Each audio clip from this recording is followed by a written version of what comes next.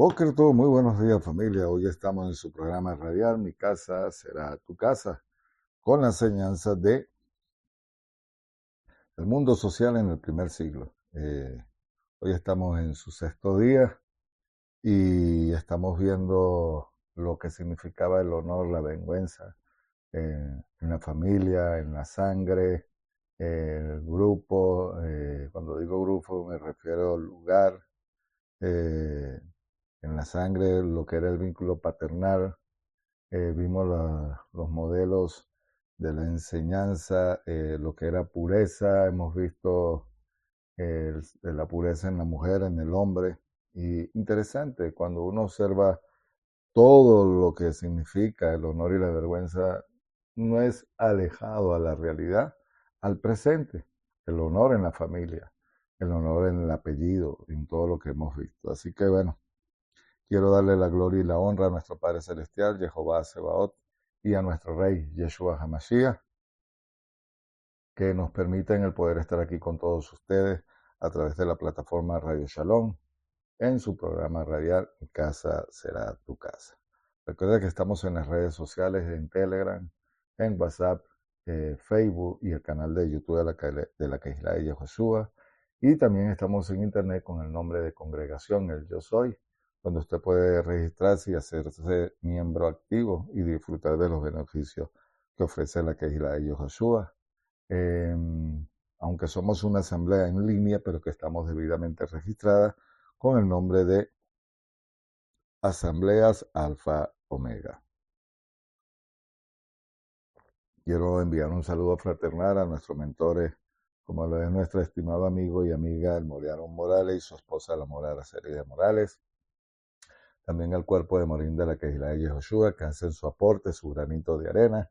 Y también a nuestra Jot Blanca Rodríguez, quien es la persona que está encargada del ministerio de oración y ayuno.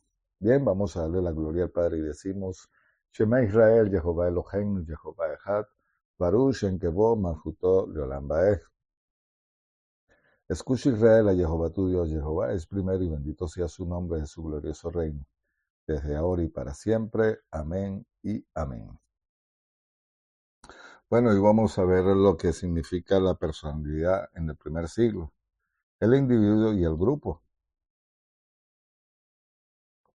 Seguramente vamos a ampliar más esto y que cobra vigencia las palabras de nuestro rey Yehoshua HaMashiach. Me impresiona esto porque me lleva al capítulo 24 de Mateo, cuando él habla del comportamiento sobre los últimos tiempos. ¿Cómo una persona puede predecir eh, el comportamiento que va a tener la humanidad en los últimos tiempos? Lo estamos viendo. La homosexualidad, hoy por hoy el tema, los terian, y él hablaba de que serían los tiempos como los días de Noé. Acuérdense también que él habló de Sodoma y Gomorra y hablaba de un juicio. Y esto también hay que entenderlo en su contexto, que no estamos muy lejos de ello. Entonces, bueno, vamos a comenzar y decimos: Shema Israel, Jehová Eloheinu, Jehová Echad, Baruch Shem Kevod, Malchuto Leolam Baed. Escucha Israel a Jehová tu Dios, Jehová es primero y bendito sea su nombre de su glorioso reino desde ahora y para siempre. Amén y amén. Bueno, como dije, vamos a ver la personalidad y el individuo y el grupo. El honor y la vergüenza eran unos valores centrales para la persona que aparecen en el Brit Hadashat. Por supuesto, en la Biblia general, entre esa gente, el hombre virtuoso era un hombre fuerte que sabía cómo conservar e incluso acrecentar su rango de honor junto con lo de su grupo. La mujer virtuosa, que no está nada ajeno a las palabras de hoy y en el Shabbat, familia. Oiga, eh, la mujer virtuosa estaba dedicada al marido y a la familia, que sabía cómo salvaguardar el honor familiar y educar a sus hijos. En consecuencia, si estuviéramos que movernos desde la consideración de estos valores centrales a los individuos, que los encarna, tendríamos que movernos desde el estudio de una fase de la interacción social, una especie de psicología social a la autoconsideración y la mentalidad de una persona honorable o deshonrosa. ¿Qué tal? Nada ajeno a la actualidad, nada ajeno. Ahora, en el primer siglo, la personalidad, ¿qué tipo de personalidad es la que percibe la vida casi exclusivamente en términos de honor? Para quienes empiezan a un tipo de persona, así se vería siempre a través de los ojos de los demás. Lo que decisivamente es importante es que los otros están dispuestos a ver a los demás. Además, tales individuos necesitan a otro para cualquier tipo de existencia significativa. Es decir, tú eres una persona vista y el honor, tu manera, tu carácter de comportarte ante la sociedad en grupo o abiertamente generaba ¿qué? Que eras una persona honesta. Y más cuando son personas de influencia que tenían, digamos que cierto nivel económico. Acuérdense que el mundo antiguo era el comercio, los viajes, pero más que todo era agrario. Y, por supuesto, cómo te veían la gente. Pues la imagen tiene de sí mismo esas personas no debe distinguirse de la imagen que les presenta a los miembros importantes de la familia, el pueblo, la ciudad o la nación. ¿Se da cuenta? En este sentido, una existencia humana significa, depende de lo consciente que sea una persona de que los otros piensan y sienten de él y que viva al mismo tiempo conforme a esa certeza, literalmente. Esto se refiere al término conciencia. La palabra latina, conciencia, y la griega es sneidesis, que significa conocimiento con, es decir, conocimiento con otros, conocimiento común, individualizado. Significado comúnmente compartido, sentido común. La conciencia se refiere pues a la, perdón, a la percepción sensible que tiene una persona de una imagen pública de su ego, con el propósito de esforzarse por adaptar su conducta personal y su autovaloración de la imagen de su ego públicamente percibida. Hay personas que son arrogantes, hay personas que no son nada humildes, y esto no es nuevo. En la sociedad, hoy por hoy, esto no es nuevo. Eh, a veces, cuando la persona viene de extractos muy bajos y de la noche a la mañana llegan a tener un poder adquisitivo, ese tipo de comportamiento se ve más en ellos. Perdón. ¿Cómo te percibe la gente? ¿Cómo te vendes? Y es lo que está hablando. Y a veces adoptamos comportamientos, a veces tomamos lo peor de la persona. Por eso es que la Biblia dice, no aprendas y no andes con maleantes, para que no aprendas sus conductas y aún su manera de hablar.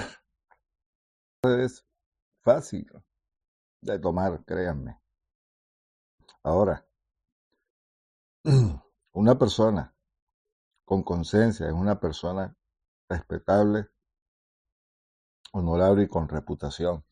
En este contexto social, la respetabilidad sería característica de una persona que necesita de otro para captar su propia identidad. Imagínense, a veces copiamos modelos. Yo he visto personas que inclusive eh, cuando yo iba a una iglesia, eh, había personas que imitaban cómo hablaba el pastor de la iglesia, tomaban su postura, la manera de sentarse, el hablar, hasta de vestirse. Y es eso, están buscando una identidad. Y creo que nosotros tenemos la nuestra. Cada quien tiene su estilo, su manera de comportarse. y la gente va a agarrar de ti, no solamente es el ejemplo de cómo tomas un café, tus palabras, tu comportamiento es el que va a sobresalir y es el que debe de permanecer. A eso sí me refiero. Ahora, la conciencia es un tipo de interiorización de lo que otros dicen, hacen, piensan con respecto a uno, pues los otros juegan el papel de testigos y jueces. Su veredicto proporciona a la persona un respaldo de honor necesario por una existencia humana con sentido. Acuérdense que antiguamente los negocios en su mayoría, por supuesto, había mercados eh, a su manera, pero a las entradas de la ciudad, ahí se sentaban personas, inclusive a juzgar, y por eso era importante, como dice el proverbio, su marido es alabado también por la mujer, porque como la vestía y miren, esto no es nada descabellado. De verdad que nosotros deberíamos de aprender o mantener estos principios. De verdad que sí. Ahora, la persona honorable nunca expondría su peculiar individualidad. Nuestra personalidad es única. Nuestro yo interior, con sus dificultades, debilidades, confusiones e incapacidades de adaptación, así como el ámbito de nuestras esperanzas y sueños, son distintos o individuales. Nunca debe ser objeto de interés o comentarios públicos. Al contrario, la persona de tal nivel de inculturización se ve muy bien cómo mantener en secreto oculto su núcleo psicológico. Son personas que buscan con cuidado el cálculo y la discreción, que son normalmente o que rechazan la independencia de otros. Eh, por supuesto, lo que estamos hablando, la parte individual, pero cómo se veía en el primer siglo y cómo se ve ahora. Y eso es lo que nosotros tenemos que valorizar. Valorizar qué, lo que se nos da, lo que se nos enseña. Miren, ver personas comportarse al hablar, la gente se da cuenta de lo que tiene. La apariencia física, sí, el estar limpio, vestirse bien, no para aparentar, sino para sentirse saludable con uno mismo. Es válido, pero tus palabras son las que van a, no voy a utilizar el término definir, pero es lo que la gente va a ver, tus dichos con los que hacen. Eso sí, eso sí. Ahora, como lo dije, eh, uno tiene que ser, como le dijera, y con cuidado. Honestamente, el cálculo, la discreción, que normalmente rechaza la dependencia de otro, mantienen oculta una fuerza de su yo interior, rodeándose de un velo de convencionalismo y formalismo, pero siempre alerta a cualquier cosa que pudiese convertirlo en un espectáculo público, a cualquier cosa que no encaje en la forma de conducta socialmente esperada y definida que le hacen digno de respeto a ellos y a sus familias. Esto es típico. Por ejemplo, con respecto a Pablo, que dice a los corintios que rechazan las opiniones que los hombres puedan haberse forjado. Esto está en 1 Corintios capítulo 4, del 1 al 4. En el tiempo que buscaban personas allegadas importantes. En el caso de Corintios, la aprobación de lo que hace.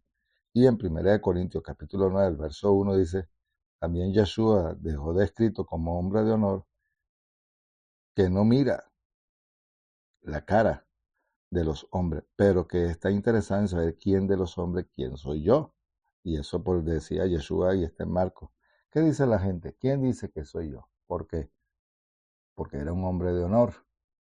Y por eso la gente le decía, y él tiene, él habla como quien tiene autoridad, porque lo que él decía lo vivía. En cambio, aquellos que andaban con apariencia y que estaban en el liderazgo y hacían las cosas incorrectas, eran lo que Yeshua decía. Digan lo que ellos hacen, pero no hagan lo que ellos eh, cómo viven. Y eso es lo importante. También pueden ver en Mateo 11, en el capítulo 2 al 7 también, al verso 6 y 7. Dada esa breve descripción de personalidad en el primer siglo, ¿qué tipo de individuos esperaría encontrar en las páginas del Brit Hadashat?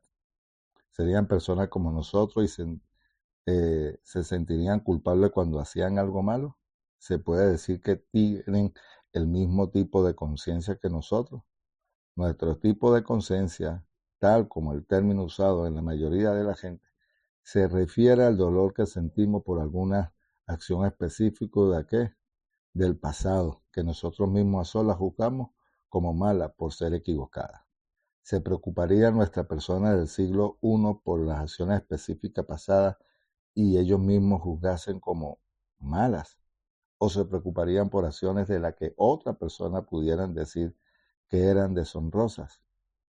Este tipo de preguntas son importantes, pues nos ayudan a hacer la valoración del grupo de extranjeros que pueblan nuestro texto en el Brit Hadashat. Acuérdense que estaba el mundo griego y el mundo romano, y que los dos eh, teníamos que ver cómo era la justicia en el pensamiento griego, cómo era la justicia y las penalidades también en el mundo romano. Ambos gozaban de beneficios, cuando digo de judíos y los creyentes en el Mesías, y había una lucha, porque Roma, o mejor dicho, eh, quienes estaban en la sinagoga y las personas que más o menos tenían eh, dinero por el tipo de oficio, ellos pagaban un impuesto a Roma y Roma le daba beneficios. Lo dejaban guardar el Shabbat, lo dejaban celebrar sus fiestas, y el mundo creyente, que se le conoció como la secta de los nazareos, disfrutaban también de esos beneficios. La lucha también era porque el judaísmo no aceptaba al Mesías. Y si la gente iba a guardar un día que no era los creyentes en el Mesías, a que no fuese el Shabbat, tú eras, como quien dice, era mal visto en el mundo romano. Entonces, mire, interesante conocer todo esto, lo que, cómo se percibía todo en el primer siglo. Mm, Y esto lo leí de un libro, Honores Divinos a los Césares, de Bruce, que se llama el autor, ya le digo el nombre completo, pero vamos a esto primero. Ahora, pensemos, por ejemplo, el Shalía Pablo, para muchos creyentes actuales. Pablo es el ejemplo perfecto de una persona muy parecida a cómo nos concebimos nosotros mismos, afectada por la ansiedad y la culpa o por el remordimiento, la preocupación por la expiación y el desarrollo espiritual, pues debió ser introspectivo y meditativo y estar habituado a examinar su conciencia ante el Creador. ¿No nos escribió acaso así? Te juro que se trata de una nueva ley. Quiero hacer el bien, se me impone el mal, pues lo más íntimo me complazco en la ley de Jehová, pero advierto en mis miembros otra ley que lucha contra mi mente y me encadena a la ley del pecado. Y, y que están mis miembros, eso está en Romanos, pero se refiere a cierto tipo de modelo interiorizado de modalidad o a un pensamiento de culpa personal. ¿A qué se refiere? ¿A qué se está refiriendo ahí Pablo, nuestro hermano? ¿A qué se está refiriendo? Entonces podemos decir lo siguiente. Eh, Pablo estaba hablando en su contexto del primer siglo. Pablo le estaba hablando de una comunidad que estaba en Roma, pero que eran judías y que podía haber una mezcla. Cuando digo mezcla es que habían gentiles, griegos y romanos. Claro, claro. Ahora, ¿qué vemos? ¿Qué parte está hablando Pablo allí? a una reacción autopunitiva, autocrítica, remordimiento y ansiedad por la transgresión según el mandamiento de Jehová. O pensamos ciertamente en Agustín o mucho después Lutero, que escribieron cosas que iban en contra y hablaban mal del judío, inclusive del mismo creyente en el Mesías. Ahora, ¿qué estamos viendo? El honor como individual, en la parte personal. Ahora, si uno va al libro, como está en Filipenses, Pablo nos dice que en cuanto a la justicia, bajo la ley, se consideraba intachable. Leer todos estos pasajes, en otras palabras, creía que durante el periodo creyentes en el Mesías de su vida, observó todo lo que la ley le pedía. De ahí que no fuera la culpa de la ansiedad relativas de la ley, lo que acercó al creyente y le mantuvo en su conversación como creyente. Pero, ¿cómo sabía que era intachable? ¿Era porque no le remordía la conciencia?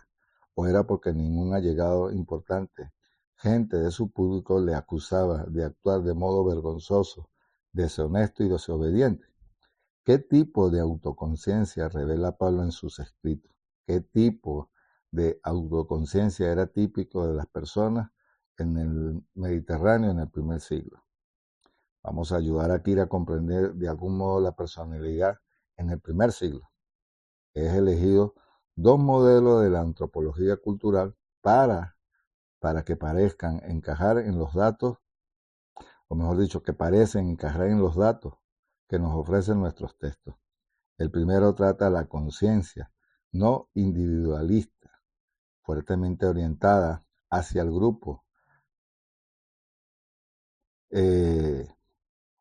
La diádica, que parece haber sido típica de gente del primer siglo en el Brihadachá.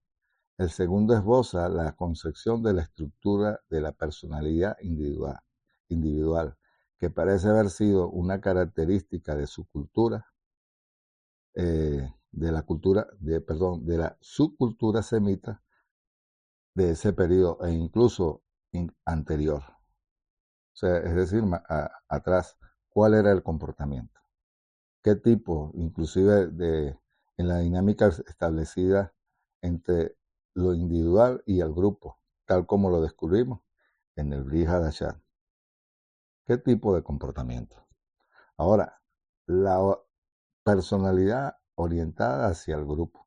Aquí estamos viendo a Pablo que está hablando de él. Por eso que Pablo decía, yo viví como fariseo de la tribu de Benjamín. Está dando honor al grupo de la tribu donde viene también. Pero su personalidad, como la parte individual, era un comportamiento, como lo dice, vergonzoso o honorable. Ahora vamos al grupo. Había dado, si nos dimos cuenta en alguna vez de qué poca gente se siente incómoda al leer cualquier escrito del primer siglo del Mediterráneo, a excepción del Bri Hadashah.